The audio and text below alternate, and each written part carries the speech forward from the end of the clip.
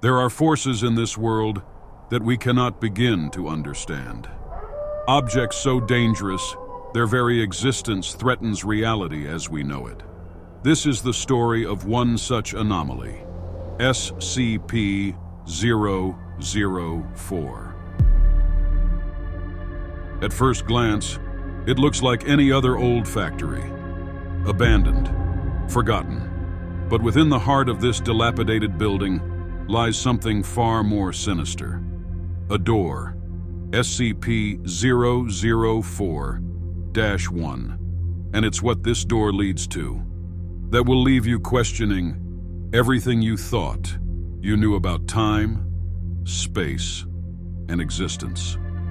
The SCP Foundation has long kept the existence of SCP-004 hidden from the public eye.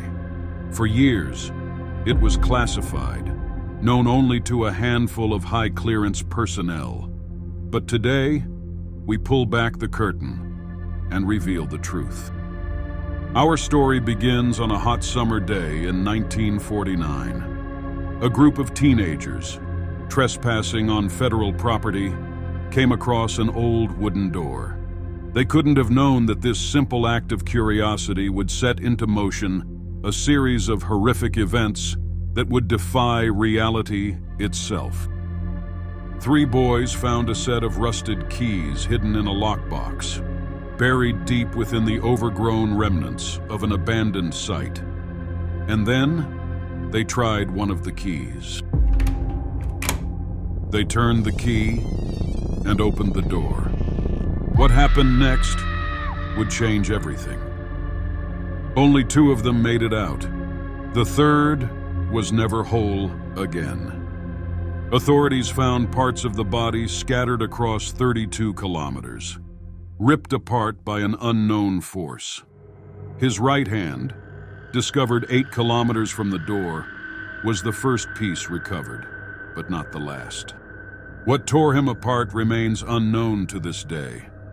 What little is clear is that once the door was opened, it unleashed something not of this world. The SCP Foundation quickly stepped in. The door and the keys were contained. The area declared hazardous and sealed off from the public. But the mystery had only just begun. The keys fit into the door's lock. Each one leads to something different, something impossible. It was then that the true nature of SCP-004 became clear. 12 Class D personnel, each instructed to try a different key. What happened next was horrific.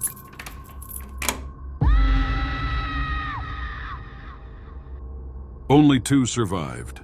The rest were torn apart, dismembered, their bodies scattered beyond understanding.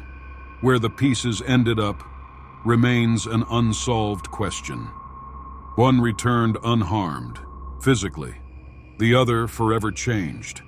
Catatonic, unresponsive, driven to madness. And yet, the mystery deepened. The door was not merely a portal. It was something far more dangerous. Each key, a path to a different reality. But these realities were not designed for human life. One by one, the test subjects tried the keys. For many, it was the last thing they ever did. Each key opened a different version of the same door, but the worlds they led to were far from identical. Some opened to twisted, hostile dimensions, realms where the laws of physics no longer applied. For some, the experience was brief, but devastating. Test subjects returned mutilated, their bodies twisted beyond recognition. Others were simply never seen again. One made it out alive. He spoke of a creature, something massive, a green, monstrous entity, so large that most of it was beyond his field of vision. The memories it forced into his mind were incomprehensible. The mental health effects were documented. but understanding them proved elusive. The memories the subjects carried from SCP-004 were not just personal. They were foreign, as if implanted by something beyond human comprehension. SCP-4 does not just distort space, it bends time. Personnel who spent days inside the facility felt as if only hours had passed. Others, who entered the door, were displaced in time and returned years later, unchanged. As time passed, it became clear that SCP-004 wasn't just a gateway, it was a threat, and so Site-62 was built, hidden from the world. By 1950, the area around SCP-004 was declared a restricted zone, hazardous due to unexploded ordnance. But the truth was far more sinister.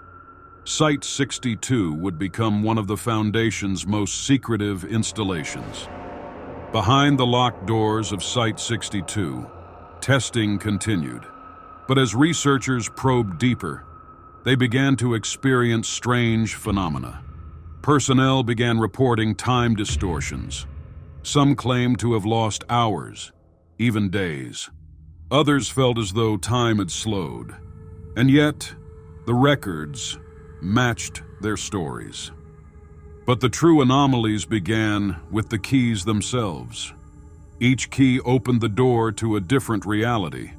Some led to empty voids, others to twisted landscapes where physics no longer applied. SCP-4-7 opened a door to an impossibly large room, a space far larger than the building. It defied all measurement. It was as if the door was connected to something outside our reality. Those who ventured too far were never seen again. They vanished, as if swallowed by the void. The only thing that could be felt was the door frame itself.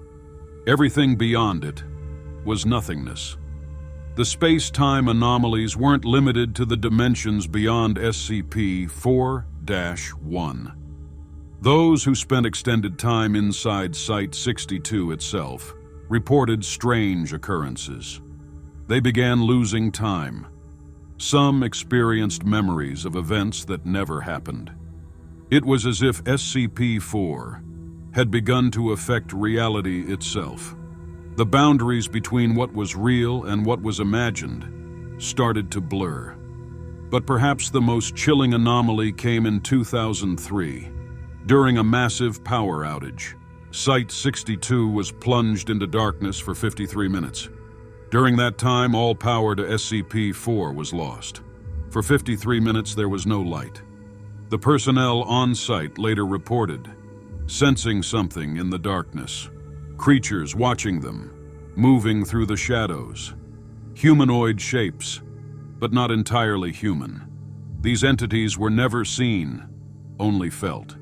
Descriptions varied, but all agreed. The entities were large, powerful, and deeply unsettling. And yet, no trace of them was ever found. Was it the darkness itself that brought them? Or had they been there all along, waiting for a chance to step through?